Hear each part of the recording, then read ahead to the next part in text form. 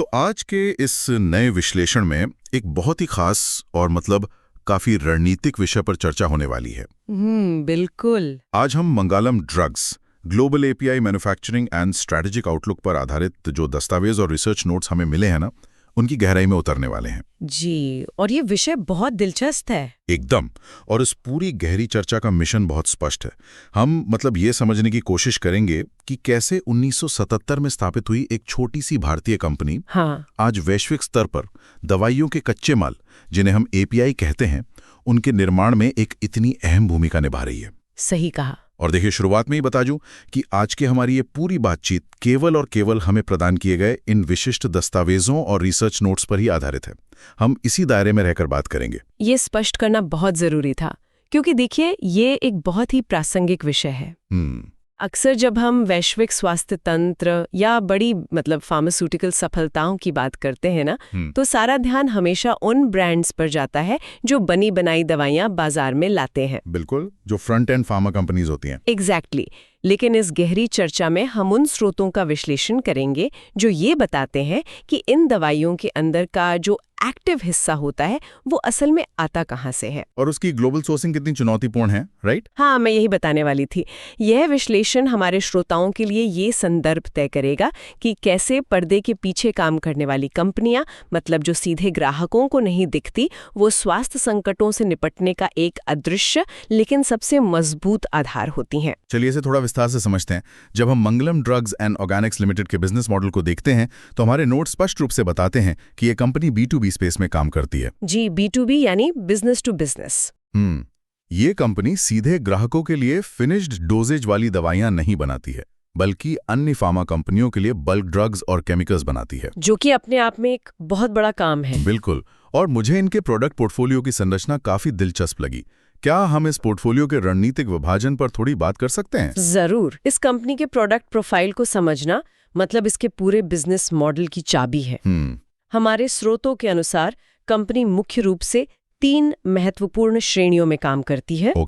पहली श्रेणी है APIs यानी एक्टिव फार्मास्यूटिकल इंग्रेडिएंट्स, दूसरी है इंटरमीडिएट्स या मध्यवर्ती तत्व, और तीसरी है स्पेशलिटी केमिकल्स। तो अगर हम पहली श्रेणी यानी APIs की बात करें तो दस्तावेजों में कौन-कौन से मुख्य नाम हैं? हाँ, दस्तावेजों में कई अहम मॉलिक्यूल्स का जिक्र है, जैसे कि असाइल क्लोविर, एमोडियाक्विन, बिसोप्रोलोल, क्लोरोक्विन, इफाविरिन्स, फ्यूरोसेमाइड, सल्फाडॉक्सिन और टेनोफोविर। बाप रे, ये सूची तो काफी लंबी और विविध है। हाँ, और ये तो सिर्फ APIs हैं। सही बात है। लेकिन इन सभी नामों को बस एक-एक करके देखने के बजाय अगर हम इनके प्रभाव को देखें तो इनकी रणनीति थोड़ी और स्पष्ट हो जाती है। बिल्कुल। यहाँ जो सबसे रोचक बात है वो ये है कि इन रसायनों का इस्तेमाल कितनी गंभीर बीमारियों के इलाज में होता है। एकदम सही पकड़ा आपने। स्रोत के अनुसार ये जो सारे प्रोडक्ट्स मैंने भी गिनाए ना, ये anti malaria, anti retroviral, anti hypertensive, anti inflammatory, anti convulsant, anti viral, लगभग हर गंभीर बीमारी के लिए। जी, एंटी रोमैटिक, आर्थराइटिस एजेंट और एंटी बैक्टीरियल श्रेणियों में आते हैं। इतनी अलग अलग थेरेप्यूटिक श्रेणियों में काम करने का मतलब है कि कंपनी किसी एक विशेष बीमारी के ट्रेंड पर निर्भर नहीं है, जो कि बिजनेस के नजरिए से बहुत स्मार्ट मूव है। बिल्कुल। उदाहरण के लिए इफेविरिन्स और टेनोफोविर जैसे जो API हैं, वो एंटी रेट्रोवायरल सेगमेंट में आते हैं, जो HIV प्रबंधन के लिए बहुत महत्वपूर्ण है। वहीं एमोडियाक्विन और क्लोरोक्विन एंटी मलेरियल सेगमेंट का आधार है। इस तरह का डाइवर्सिफिकेशन कंपनी को बाजार के झटकों से बचाता है। ये डाइवर्सिफिकेशन वाला बिंदु सच में अहम है, लेकिन पोर्टफोलियो में केवल APIs ही तो नहीं है। नहीं, बिल्कुल नहीं। इंटरमीडिएट्स और स्पेशलिटी केमिकल्स की मौजूदगी इस पूरी रणनीति में क्या भूमिका निभाती है? हमारे नोट्स में इंटरमीडिएट्स के तहत डाइब्यूटाइल अमीनो, डाइक्लोरोक्विनोलिन, ऑर्थोफिनॉक्सीमीथेन और डिसोप्रोक्सिल जैसे रसायनों का जिक्र है, और स्पेशलिटी केमिकल्स में मेंथॉल, डाइहाइड्रोफेथालोजीन और साइनोइथाइल का जिक्र है। तो देखिए, इन दोनों श्रेणियों की मौजूदगी ना एक तरह से बैकवर्ड इंटीग्रेशन का काम करती है। Backward integration? हाँ, इंटरमीडिएट्स का निर्माण कंपनी को न केवल अपने स्वयं के API उत्पादन के लिए कच्चे माल की सुरक्षा देता है। ओहो, वो खुद के लिए भी कच्चा माल बना रहे हैं। एग्जैक्टली। और साथ ही वो इसे अन्य एपीआई निर्माताओं को भी सप्लाई कर सकते हैं। डाइक्लोरोक्विनोलिन और डिसोप्रॉक्सिल जैसे इंटरमीडिएट्स की वैश्विक बाजार में अपनी एक अलग और स्थिर मांग है। और स्पेशलिटी केमिकल्स का क्या रोल है? स्पेशलिटी केमिकल्स, जैसे कि आपने डाइहाइड्रोफेथालाजीन का नाम लिया, ये एक ऐसा सेगमेंट है जहां मार्जिन अक्सर पारंपरिक एपीआईज की तुलना में थोड़े बेहतर हो सकते हैं। अच्छा, ऐसा क्यों? क्योंकि इनकी आवश्यकता बहुत विशिष्ट औद्योगिक और फार्मास्यूटिकल प्रक्रियाओं में होती है। यहाँ बात सच में बहुत दिलचस्प हो जाती है, क्योंकि जब कोई कंपनी इस तरह का डाइवर्सिफाइड और क्रिटिकल पोर्टफोलियो मेंटेन कर रही है, तो ग्लोबल संस्थाओं का ध्यान उसकी ओर जाना स्वाभाविक है। बिल्कुल स्वाभाविक है। हमारे रिसर्च नोट्स में एक बहुत ही हैरान करने वाला तथ्य सामने आया है, और ये किसी भी भारतीय कंपनी के लिए, खासतौर पर एक माइक्रोकैप कंपनी के लिए, एक बहुत बड़ी उपलब्धि है। आप क्लिंटन फाउंडेशन वाले पॉइंट की बात कर रहे हैं ना? हाँ, मंगलम ड्रग्स उन चुनिंदा कंपनियों में से एक है जिसे WHO द्वारा मान्यता प्राप्त है, और जो विलियम जे क्लिंटन फाउंडेशन तथा चाई यानी क्लिंटन हेल्थ एक्सेस इनिशिएटिव के साथ जुड़ी हुई है। ये सच में एक बहुत बड़ा माइलस्टोन होता है किसी भी कंपनी के लिए। वही तो, और ये जुड़ाव केवल कागजी नहीं हो सकता। मैं यही सोच रहा था कि इस स्तर की संस्थाओं के वेंडर लिस्ट में शामिल होने की प्रक्रिया आखिर कितनी सख्त होती है? बहुत ज्यादा सख्त होती है। इस तरह के जुड़ाव को हासिल करना और उसे लंबे समय तक बनाए रखना, ये इस इंडस्ट्री की सबसे बड़ी चुनौतियों में से एक है। क्लिंटन फाउंडेशन और चाई जैसी संस्थाएं वैश्विक स्वास्थ्य कार्यक्रमों के लिए काम करती हैं, विशेषकर विकासशील देशों में जानलेवा बीमारियों को खत्म करने के लिए। सही बात है। तो जब वे किसी सप्लायर को चूहे हैं, तो उनका ऑडिट प्रोसेस केवल प्रोडक्ट की क्वालिटी चेक करने तक सीमित नहीं होता। तो और क्या क्या देखते हैं वो? वे पूरी सप्लाई चेन की पारदर्शिता देखते हैं, निर्माण प्रक्रिया की निरंतरता देखते हैं और वॉल्यूम को स्केल करने की क्षमता का भी बहुत कड़ाई से मूल्यांकन करते हैं। और दस्तावेजों में विशेष रूप से इस बात पर चर्चा है कि कैसे ये कंपनी फार्मा कंपनियों को एंटी मलेरियल दवाइयां बनाने के लिए artemisinin based bulk drugs supply करती है। जी, और आर्टेमिसिनिन बेस्ड थेरेपीज आज के समय में मलेरिया के खिलाफ सबसे ज्यादा प्रभावी मानी जाती हैं। लेकिन क्या इस तरह की वैश्विक सप्लाई केवल एक फाउंडेशन या एक इनिशिएटिव के भरोसे चल सकती है? अंतर्राष्ट्रीय बाजार में सर्टिफिकेशंस का रोल भी तो बहुत बड़ा होता होगा। बिल्कुल होता है, और ये बात केवल भारत तक सीमित नहीं है। इसी वजह से कंपनी का रेगुलेटरी फ्रेमवर्क बहुत मजबूत रखा गया है। हमारे स्रोतों के अनुसार कंपनी के पास न केवल WHO GMP सर्टिफिकेशन है, बल्कि EDQM यानी European directorate for the quality of medicines का सर्टिफिकेशन भी मौजूद है। यूरोपियन मार्केट के लिए बहुत जरूरी होता है, राइट? अनिवार्य शर्त है ये। EDQM के मानक इतने सख्त होते हैं कि कई बड़ी बड़ी फार्मा कंपनियां भी इन्हें लगातार पूरा करने में संघर्ष करती हैं। और 1977 में स्थापित एक छोटी कंपनी का इन अंतर्राष्ट्रीय मानकों को लगातार बनाए रखना, ये सच में उनके मजबूत क्वालिटी कंट्रोल सिस्टम्स को दर्शाता है। बिल्कुल। और ये सर्टिफिकेशन निश्चित रूप से उनके निर्यात बाजार के रास्ते खोलता है। हमारे नोट्स में उन देशों की पूरी सूची है जहां ये कच्चा माल जाता है। हाँ, वो सूची काफी इंप्रेसिव है। यूरोप, अफ्रीका, रूस और तुर्की जैसे बाजार तो समझ में आते हैं, लेकिन इस सूची में एक नाम है जो थोड़ा हैरान करता है, और वो है चीन। चीन का नाम होना सच में चौंकाने वाला है, क्योंकि चीन तो खुद दुनिया भर में एपीआई और इंटरमीडिएट्स का सबसे बड़ा उत्पादक और निर्यातक माना जाता है। एक भारतीय कंपनी का चीन को रसायन निर्यात करना, ये किस बात का संकेत है? ये इस बात का बहुत बड़ा प्रमाण है कि कंपनी ने कुछ विशिष्ट मॉलिक्यूल्स या रसायनों के निर्माण में एक ऐसी दक्षता या कहें एक कॉस्ट कॉम्पिटिटिवनेस हासिल कर ली है जो चीन के स्थानीय निर्माताओं को भी टक्कर दे रही है। मतलब वो चीन को उनके ही खेल में मात दे रहे हैं। एक तरह से हाँ।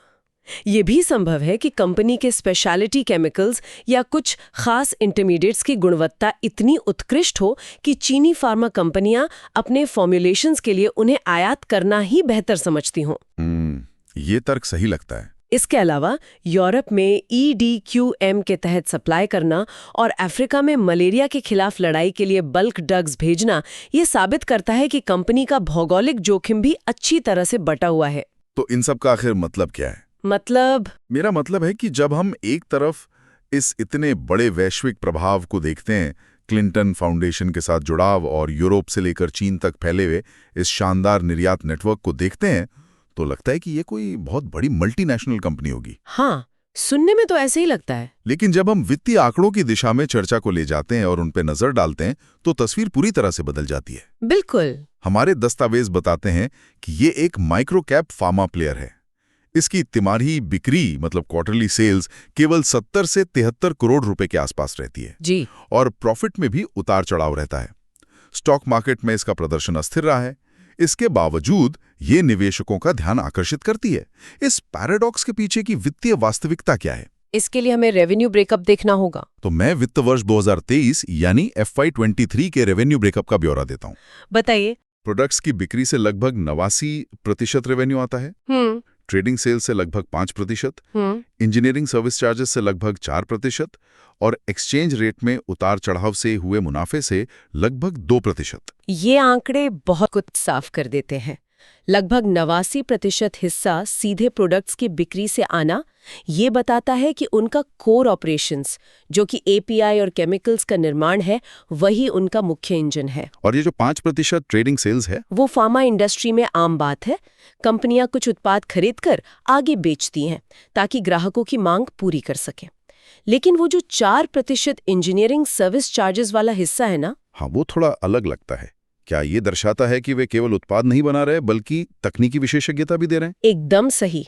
ये उनके तकनीकी ज्ञान का मोनेटाइजेशन है। और वो 2% का मुनाफा जो एक्सचेंज रेट से आया है, चूंकि उनका व्यापार निर्यात पर निर्भर है, विदेशी मुद्रा के मूल्य में बदलाव का असर तो दिखेगा ही। लेकिन इतना सब कुछ होने के बावजूद कंपनी का जो माइक्रोकैप स्टेटस है और जो अस्थिरता नोट्स में बताई गई है वो क्यों है? देखिए, ये B2B फार्मा बिजनेस का एक कड़वा सच है। इस स्पेस में आप कच्चे माल की कीमतों में वैश्विक उतार चढ़ाव के सीधे संपर्क में होते हैं। अगर कच्चे माल की कीमत अचानक बढ़ती है तो सप्लायर्स तुरंत उस बढ़ी हुई लागत को अपने ग्राहकों पर नहीं डाल पाते और इससे उनके मार्जिन प्रभावित होते हैं। बिल्कुल। और रेगुलेटरी ऑडिट्स और कड़े क्वालिटी कंट्रोल को बनाए रखने की लागत भी बहुत अधिक होती है। यही कारण है कि लाभप्रदता और स्टॉक का प्रदर्शन अस्थिर रह सकता है। अगर हम इसे बड़ी तस्वीर से जोड़कर देखें तो कंपनी का फ्यूचर आउटलुक क्या कहता है? कंपनी केवल इस अस्थिरता को स्वीकार करके तो नहीं बैठी होगी? बिल्कुल नहीं। दस्तावेजों में भविष्य की रणनीति को लेकर कुछ बहुत ही ठोस कदमों का उल्लेख है कि एक फार्मा कंपनी के साथ हुआ टेक्नोलॉजी ट्रांसफर एग्रीमेंट, ये बहुत महत्वपूर्ण है।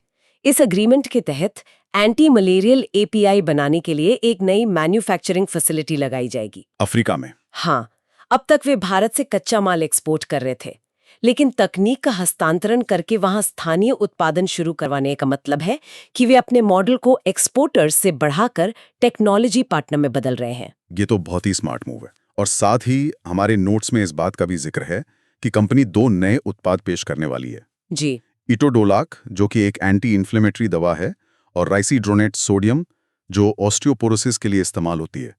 ये दोनों तो मलेरिया और HIV वाले पोर्टफोलियो से एकदम अलग है। यही तो रणनीति है। वैश्विक स्तर पर बढ़ती उम्र की आबादी के कारण ऑस्टियोपोरोसिस और पुरानी सूजन से जुड़ी दवाइयों की मांग लगातार बढ़ रही है। नए सेगमेंट्स में प्रवेश करने से किसी एक श्रेणी पर उनकी निर्भरता कम होगी। चलिए, तो अब इस पूरी गहरी चर्चा के मुख्य बिंदुओं को संक्षेप में रखते हैं। जी। हमने देखा कि 1977 में शुरू हुई एक छोटी सी B2B कंपनी आज क्वालिटी सर्टिफिकेशंस का एक मजबूत पोर्टफोलियो रखती है। उनका क्लिंटन फाउंडेशन जैसी संस्थाओं के साथ जुड़ना और मलेरिया जैसी बीमारियों से लड़ने के लिए अफ्रीका तक तकनीक पहुंचाना, ये सब बहुत इम्प्रेसिव है। बिल्कुल। ये इस बात का उत्कृष्ट उदाहरण है कि वैश्विक सप्लाई चेन असल में कैसे काम करती है। पर्दे के पीछे काम करने वाली कंपनियां अक्सर सबसे महत्वपूर्ण होती हैं। एकदम सही। हम अक्सर फाइनल प्रोडक्ट देखते हैं लेकिन इस बुनियाद को नहीं देखते। और इससे एक बहुत जरूरी सवाल खड़ा होता है। वो क्या? यदि वैश्विक स्तर पर स्वास्थ्य क्षेत्र और बड़ी अंतर्राष्ट्रीय संस्थाएं एक माइक्रो कैप कंपनी के टेक्नोलॉजी ट्रांसफर और सप्लाई पर इतना निर्भर है जिसका खुद का वित्तीय प्रदर्शन अस्थिर रहता है, तो वैश्विक फार्मा सप्लाई चेन की बुनियाद असल में कितनी मजबूत या कितनी नाजुक है? ये एक बहुत ही गहरा सवाल है। जी, ये एक ऐसा विचार है जिस पर सबको गंभीरता से सोचना चाहिए। बिल्कुल। और इसी विचार के साथ हम आज की इस गहरी चर्चा को यहीं विराम देते हैं। हमारे साथ जुड़ने और इन दस्तावेजों को डिकोड करने के लिए शुक्रिया।